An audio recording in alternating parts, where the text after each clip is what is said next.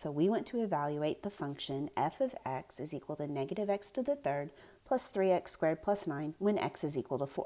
Well, this is really what we just did whenever we took several different x values and plugged them in to find our y value. But now let's use the math notation for it. So to evaluate f of x when x is equal to 4, we're going to say that we are looking at f of 4.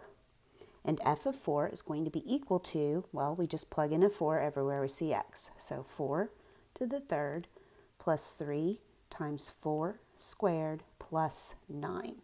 Now this terminology here in front, this f with the 4 in parentheses, remember that this is f of x, so we would call this value f of 4. So we read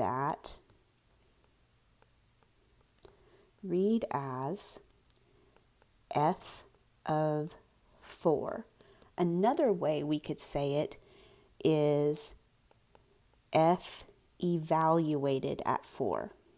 Either way you look at it, we're talking about plugging in 4 everywhere that we see x and finding out what f of x is equal to.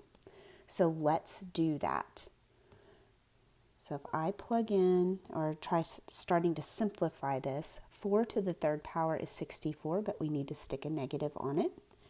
And then 4 squared is 16 times 3 gives me 48, and then plus 9. You can do this whole thing in your calculator, kind of like I showed you on the last example if you want to.